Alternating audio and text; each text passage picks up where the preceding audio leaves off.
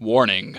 This video contains mostly opinions backed up with very little facts. If you clicked on this video expecting logical information and competitive reasoning, then this video is not right for you, as it may cause unhealthy spouts of anger. Common side effects to anger include yelling, screaming, chest pain, nausea, drowsiness, fevers, headaches, vomiting, hepatitis A, hepatitis B, lung disease, mood swings, depression, and in extreme cases, death. Do not watch this video if you're taking nitrates for chest pain, as it may cause an unsafe drop in blood pressure. To avoid long-term injury, please seek immediate medical attention for an anger spout lasting more than 4 hours. Talk to your doctor before watching this video to see if Goldenrod Central top 5s are right for you. What's crackalackin, Goldenrod Central? This is your main man, Quinstafon, coming at you with the second top 5 on the channel. You guys, the votes are in. The votes are in. In the last top 5, I gave you 4 choices. That is quattro choices. I gave you the choice of top 5 Gen 1 Mons, the top 5 gym leaders, the top 5 my favorite Pokemon, and the top 5 grass Mons. And you guys, let me know what you wanted. But you guys were indecisive, because there was a 3-way tie. Top 5 Gen 1 Mons, top 5 gym leaders, and top 5 favorite Pokemon all got 3 votes, a whopping 3 votes each. And top 5 grass type Mons got 1 vote. So that gave me a decision. That gave the reins to me. And I said, you know what? This is a new series on the channel. I am new to you guys. To some of you guys, I am new. You've never heard of me. You've never even seen me. You can see me on my channel, shameless plug though. But I said, people need to know my preferences. And so I said, this is going to be the top 5 Quinstafon's favorite Pokemon.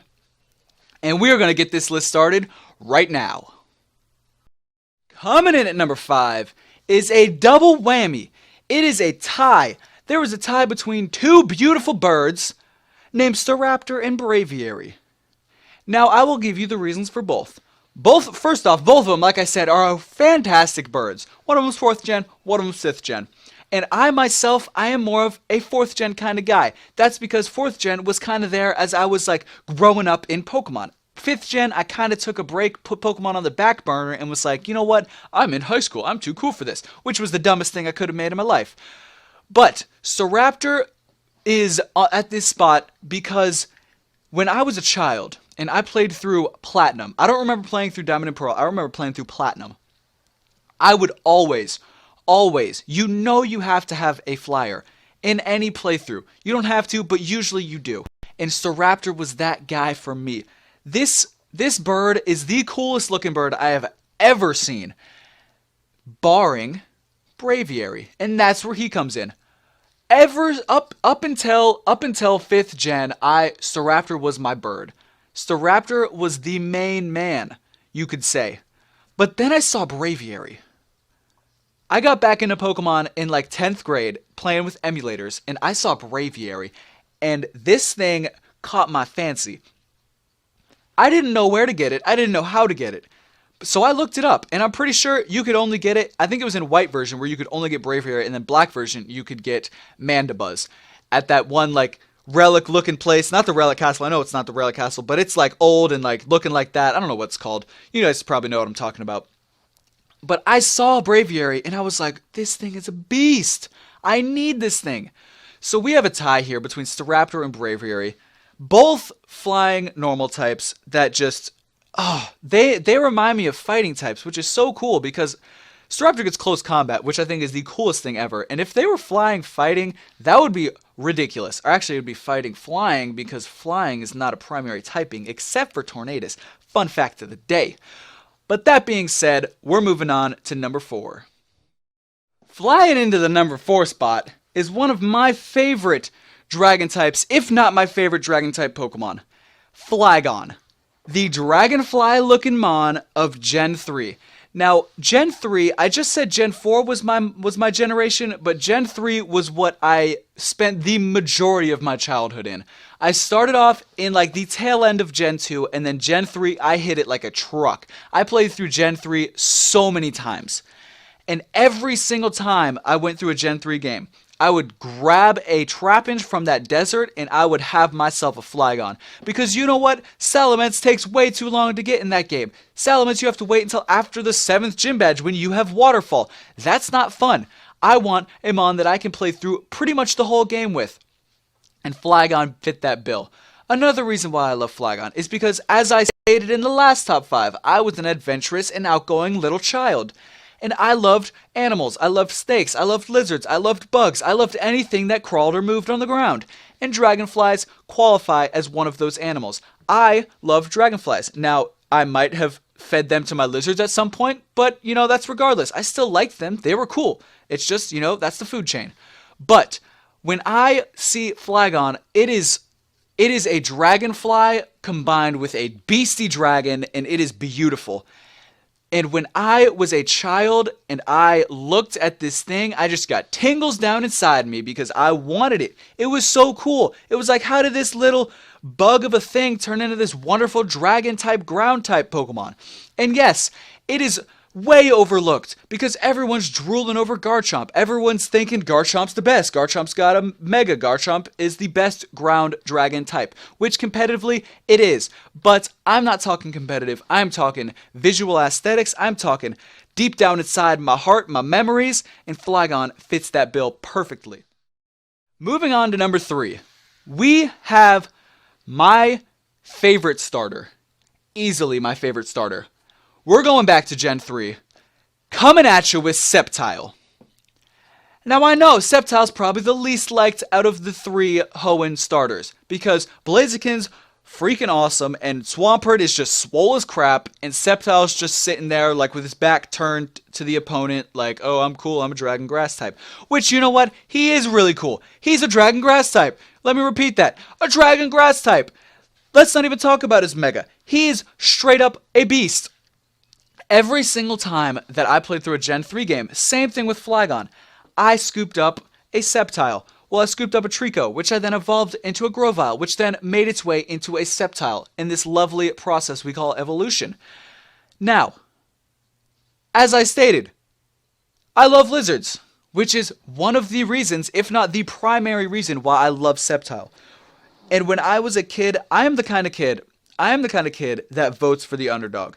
I'm the kind of kid that you see the man sitting on the bench there, not getting any gameplay time, and I'm like, coach, put him in, he's about to do work. Sceptile's that guy. Everyone overlooks Sceptile. Everyone just thinks Blaziken and Swampert are the best, which I have to disagree with, because Sceptile is amazing. Another reason why I love Sceptile is because of the anime. Not so much Sceptile, but his youngest evolution, Trico. If you've seen the anime, and you've seen, I think it was called Adventure or something like that, Extreme Adventure, something like that. I'm not a professional when it comes to anime at all, but I watched the whole entire Hoenn series of the anime, and Ash's Trico in that anime was amazing. It was like the slyest, slickest, coolest, looking like a greaser lizard of a Pokemon. This thing was, he did not care who you were, who you are, how you did things, why you did things. He was doing his way, and he got his way no matter what. And something just tickled my fancy about that. It was just, I just was drawn to this Trico that Ash had. And so that, in and of itself, is the reason why I love Sceptile. It's because of the nostalgia it brings to me when I go and play through Hoenn. And I go back to when I was a child, sitting there with my Game Boy Advance, just going at it. Now, sitting pretty in the number 2 spot is Ampharos. This, I don't even know how to explain why I love Ampharos so much. It's just one of those things where I look at it and I just love it. Whenever I see an Ampharos, everything just gets great. Everything just goes well in life. I see an Ampharos and I smile, and it's great. It's just an electric type. I love electric types, by the way, especially pure electric types. Those are probably one of my favorite types, is a pure, just straight up electric type. And every time I played through Gen 2 and Gen 5, I honestly can't remember if it was like the Blaze Black Volt White Gen 5 games or the regular Gen 5 games that had Mareeps in the Flockacy Ranch, but either way, every time I played through either Gen 2 or Gen 5, I would get a Mareep and I would play through the game with an Ampharos. It just looks like a sophisticated giraffe. This thing is wonderful. I don't know how else to describe it. It's just one of those things where I just sit back, look at it, and like, You just do all the explaining, because I can't say anything that'll make you look any better, because you already look wonderful and you already act wonderful and you're sitting there in your lighthouse sick, but I'll save you because I love you. That is why I love Ampharos. And now, the number one spot. The moment you've all been waiting for. My favorite Pokemon to this date. As of right now. March 9th. Breaking the fourth wall. 2016. 1:33 p.m. On my computer screen, looking at this Word document, is Milotic. I love snakes. I love creatures that live in the water. What do you get when you combine the two? You get a Milotic. I can't even begin to just describe how beautiful this being is, how elegant and graceful this thing looks, how wonderful it acts, how great and loving this thing's cry is in the anime. I can't even... Oh, it's so good.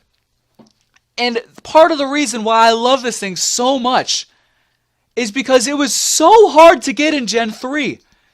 Who's with me right now? Who was a child Googling everything they could possibly think of under the sun? How to get Milotic, how to get a Feebas, how do you raise a beauty stat, what berries do you have to blend to make a, not a Poffin, that's 4th gen, to make a Pokeblock that raises beauty. What do I do? How do I do this? How do I do that? It was so hectic and such a nuisance to try to get a Milotic in 3rd gen that when you finally got it, you know there was a party. You know that you threw a party and that you celebrated when you got this thing.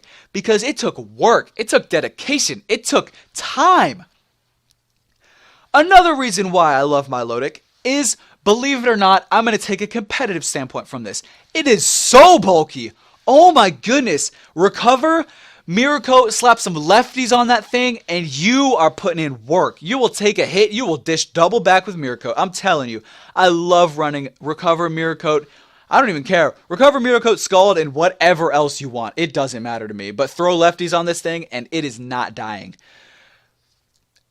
My freaking Lodic is my number one Mon of all time. And on that note, guys, we are going to go ahead and wrap up this episode of Top 5.